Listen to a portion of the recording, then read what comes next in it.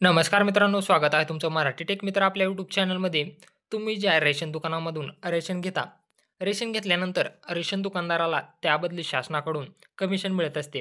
तर एका रेशन दुकानदारास तुम्ही तुमचे रेशन घेतल्यानंतर किती कमिशन मिळते हे तुम्हाला माहीत आहे का? जर माहीत असेल तर कमेंट्स बॉक्समध्ये नक्की सांगा, की रेशन दुकानदाराला किती कमिशन मिळते? आणि अशाच रेशन दुकानदारासाठी आता आनंदाची बातमी आहे, कारण त्यांच्या कमिशनमध्ये वाढ झालेली आहे.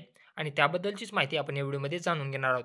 त्यापूर्वी तुम्ही कमेंट बॉक्समध्ये सांगा, की रेशन दुकानदाराला कमिशन किती मिळते? इथे तुम्ही पाहू शकता, शिधा वाटप दुकानदारांच्या कमिशनमध्ये प्रति क्विंटल ₹20 वाढ करण्याचा निर्णय, केंद्राची मान्यता आणि नाफेड यंत्रणेमार्फत उपलब्ध होणाऱ्या 10 वस्तूंची विक्री वाटप दुकानातून करण्यास परवानगी. उपमुख्यमंत्री अजित पवार यांच्या अध्यक्षतेखालील बैठकीत निर्णय. विधानसभा मतदारसंघात किमान एक कार्यालय असावे, अशा पद्धतीने मुंबई ठाण्यातील शिधावाटप यंत्रणेची पुनर्रचना.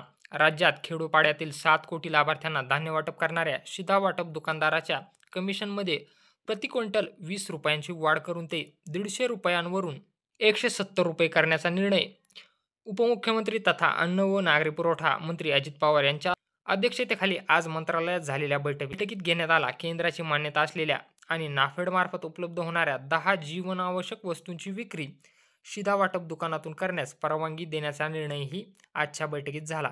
म्हणजे या अगोदर रेशन दुकानदारासाठी ₹150 प्रति क्विंटल हे अनुदान येत होतं. आता या यानंतर रेशन दुकानदाराला प्रति क्विंटल जे आहे ते ₹170 कमिशन म्हणजे अनुदान मिळणार आहे. तर अशा महत्त्वपूर्ण असं अपडेट होतं. जर व्हिडिओ आवडला असेल तर चॅनलला नक्की सबस्क्राईब करा आणि बेल आयकॉनला प्रेस करायला विसरू नका.